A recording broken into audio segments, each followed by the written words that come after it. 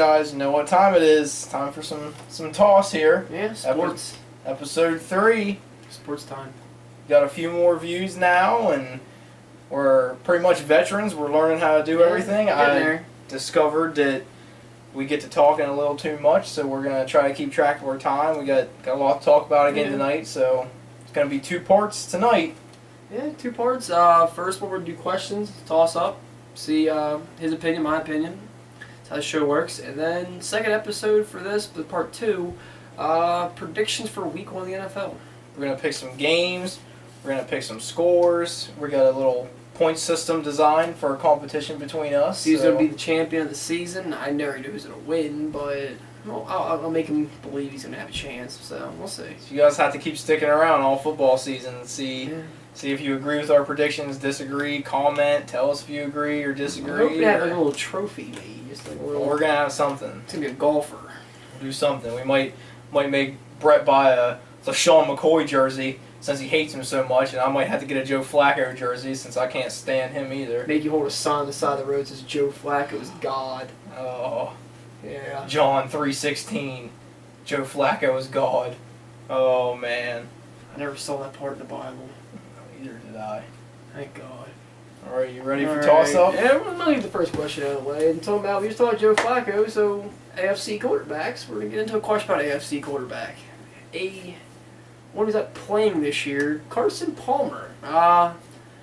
Recently, there's some news, some rumors kind of broke out that someone from the front office called his house and was like, "Hey Carson, you're going to show up this year?" He's like, "Nah, I don't think I'm going to play this year. I'm going to stay retired." I'm like, "Well, you know, your brother, he's on our roster. I don't think if you play this year, we're gonna keep him. So I think we're going to cut him if you don't play." Now all of a sudden, Carson Palmer might be playing this season. A little fishy. So if they really are threatening to cut his brother to get him to play this year, if you're Carson Palmer, you take the pride and suck it up and like, "Hey, I'm not going to play just for my self-respect," or do you take the family route and you stick it out for his brother? Like, what do you do? First off, that's an extremely low blow by the Bengals. Pretty cheap you don't threaten a guy's job as a leverage. Like, that's not cool. But I mean, if I'm Carson Palmer, like, you don't want to play in Cincinnati. If you come back this year, that's going to be one more year. You got to stick around. One more year. You have to go through a whole season of having just awful teammates. Nobody wants you there because you already pissed everyone off, and you don't want to be there. And I mean, if your brother is poor enough for them to be like, "Oh, well, he's only here because you're here. We'll cut him if you don't come in." I mean, like, how? And he can find work somewhere else. He can get on a practice squad somewhere. I'm sure that he's got money. If not, you're coming back and getting $12 million. So take him out to dinner once or twice. So I'm going pride on that toss-up question. I agree with that. They gotta take pride too, because I mean, like, you know, you said Carson Palmer still if he invested money wisely, which I think he did. You know, I think his house is big enough where if Carson's brother needs to stay somewhere, I think he can stay at his brother's house. I don't think it's gonna be like, "Oh, and they cut you, you're bummed the hell out of my house." No, right? It's a bunch of bullshit. Bengals, flub there. Bengals is just a dirty pool. And, you know, honestly, I'm not surprised. They fight, they want to trade Ocho away, they finally traded Ocho away. I feel like they did Hushmanzada dirty. I don't see much coming out of Cincinnati for a long while. They don't know how to put a winner together. When you have a player you can trade and get something back for him, so you can get something for him. Just do it, yeah. Are you really going to just let a prize go away? You're wasting money having him come back, and you're wasting your future by not getting some talent or something for him. I don't know. We'll move on to the next one. And, you know, it's gotten far along now in their careers that we can be able to assess certain things. We actually got 2 toss-up questions coming here that are going to be a little hindsight type business here. But first, we got Peter King's prediction in Sports Illustrated. He's got He's all. I'm excited because he got it right last year, except he didn't pick the winner right, which kind of has me a little nervous. But Peter King has the Falcons and the Chargers in the Super Bowl.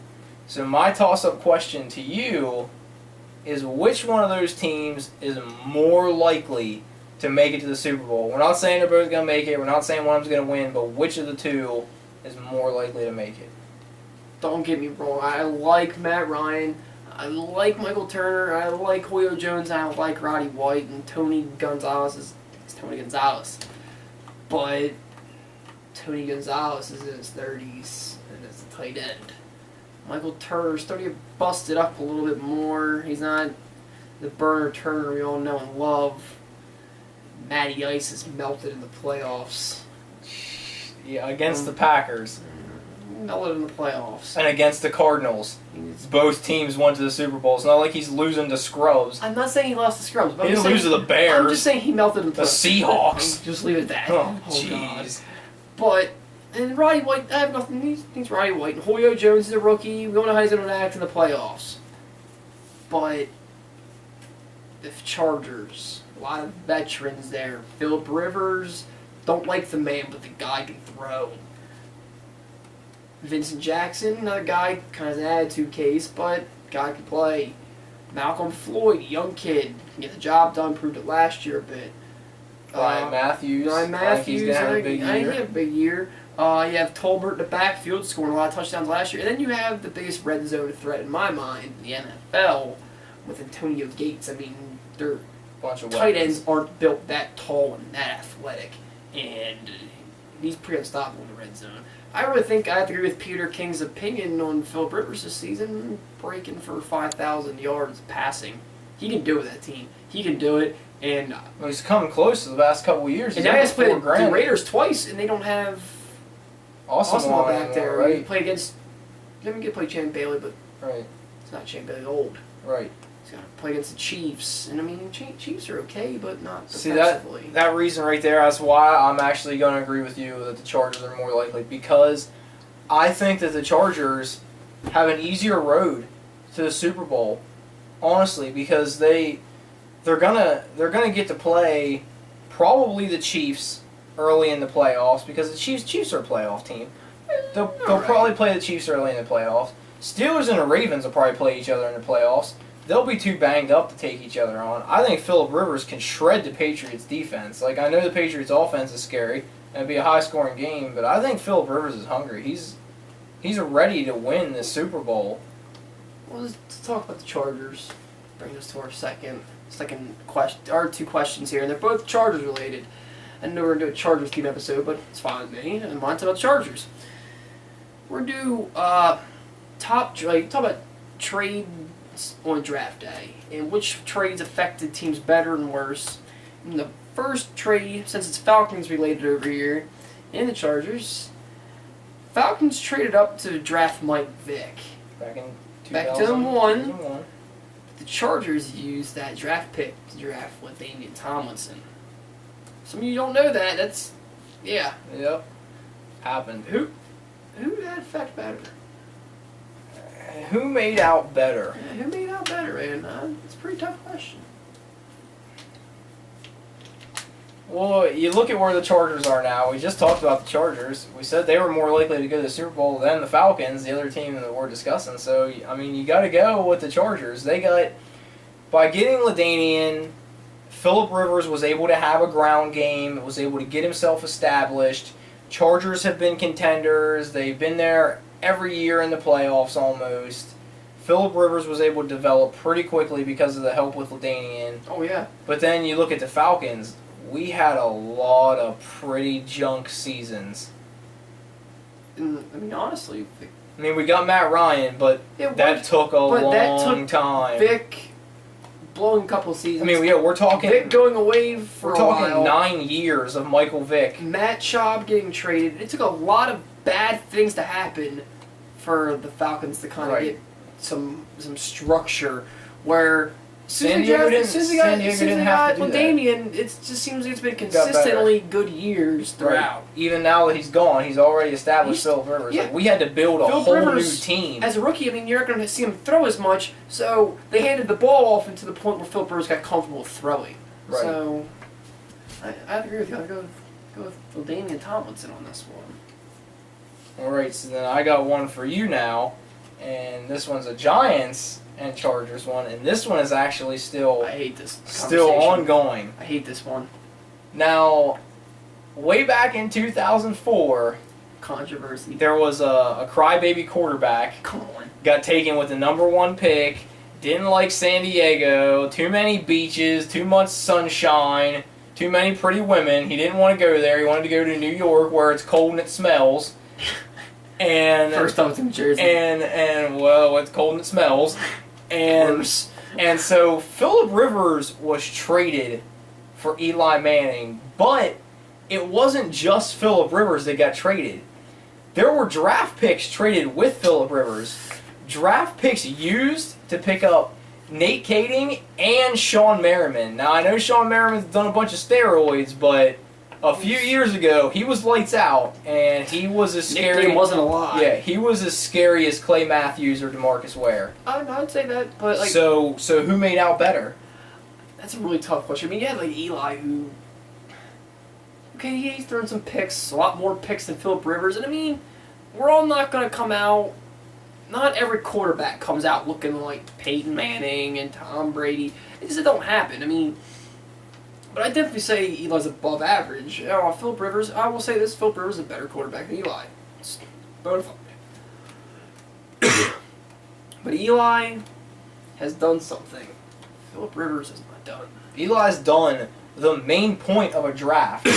When you go to the draft, you pick up players specifically to win a Super Bowl.